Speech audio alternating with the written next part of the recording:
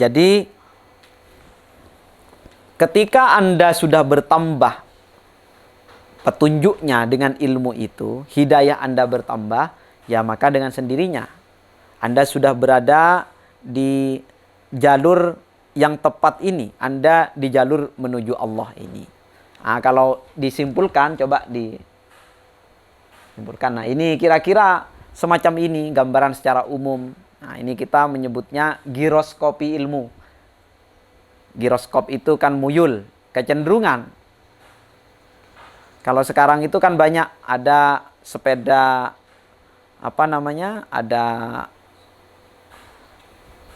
kayak Segway itu, yang sepeda yang bisa berdiri sendiri, ya kan?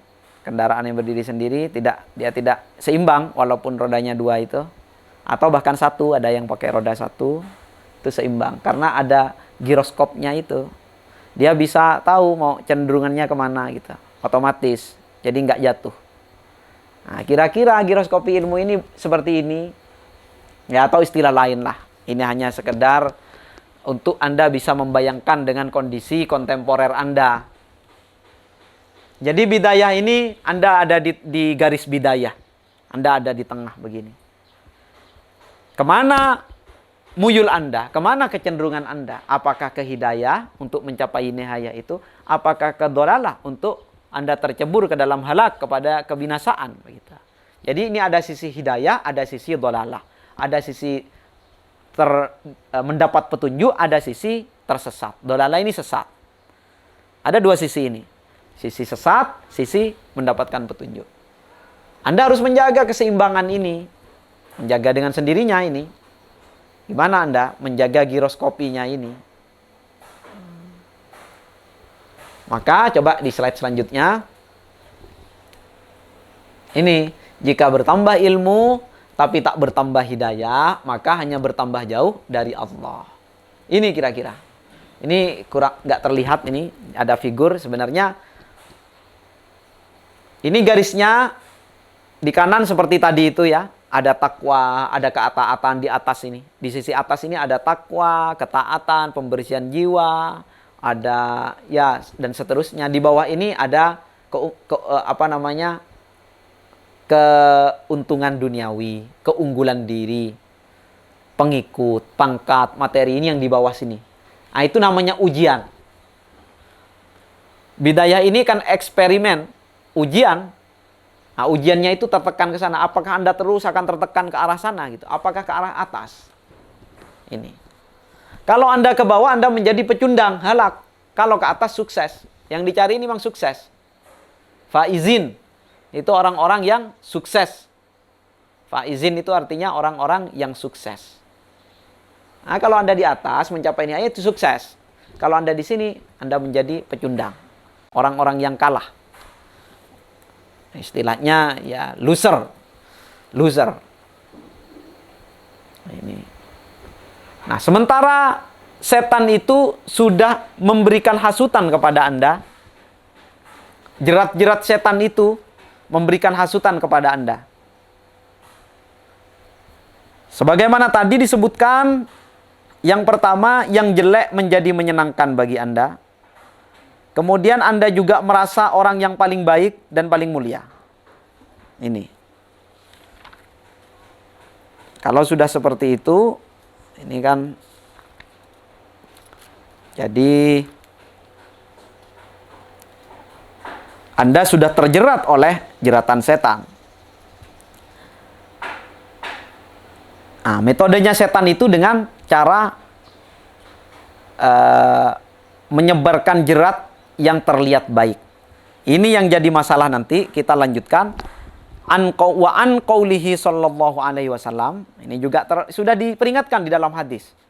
Peringatan pertama tadi kan, manisdada ilman walam yazdad hudan lam yazdad minallahi illa bu'dan. Kalau bertambah ilmu tak bertambah hidayat, maka cuma akan bertambah jauh dari Allah.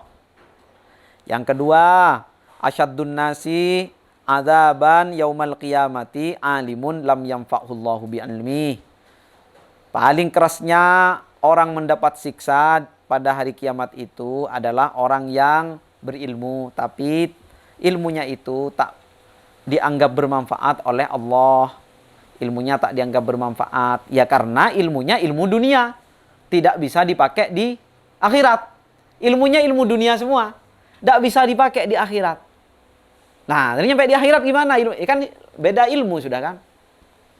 Saya punya seorang teman, rekan. Nah, ini di pause dulu. Dilanjutkan dulu. Jadi, seorang teman yang tidak percaya kepada kehidupan setelah mati. Apalagi kepada pencipta.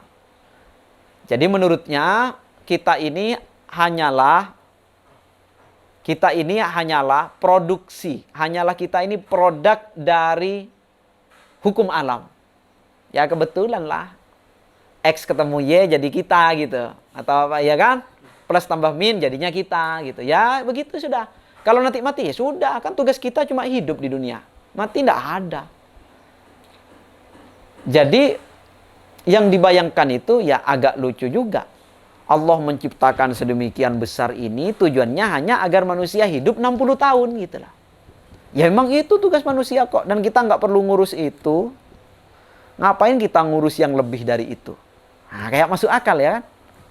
Nah, ini rekan kita, rekan kami. Terus kalau manusia meninggal itu kemana nanti? Ya enggak ada, kan tugas kita cuma hidup. Berarti betapa menyedihkannya hidup manusia itu. Apa tujuannya kira-kira? Dengan alam yang begitu luas, manusia yang beragam ini, kalau tujuannya memang cuma untuk hidup di dunia, kenapa kita perlu susah-susah dibeda-bedakan bentuk? Jadikan saja kita satu bentuk, enak semua selesai. Maka kan tidak begitu tentunya. Maka kita ini, sesuatu yang lahir ini, sesuatu yang terlihat ini, kita ini kan bagian dari sesuatu yang lahir, sesuatu yang terlihat, sesuatu yang duniawi. Nah, materi dunia kita ini tentu memiliki keterkaitan dengan sesuatu yang abadi. Dan itu ada dasarnya. Contoh, nyawa. Kalau memang betul nyawa itu ada, kenapa tidak bisa dibuktikan oleh sains? Pembuktian sains terhadap nyawa itu tidak jauh ya dari yang ada. Sama berarti dengan teologi kita dulu, akidah kita. Apa bukti adanya Allah? Adanya alam ini. Ya, ini tidak membuktikan adanya Allah kalau cuma alam ini. Alam ini ya bukti adanya alam ini dong. Kan begitu seharusnya ya kan? Adanya alam ini, bukti adanya alam ini. Kenapa harus adanya Allah? Loh kan Allah ada yang menciptakan. Loh iya itu proses alam sendiri. Sama saja dengan orang yang berpikir seperti itu. Sains tidak bisa membuktikan kemana perginya nyawa kita, ruh kita. Tidak bisa kok.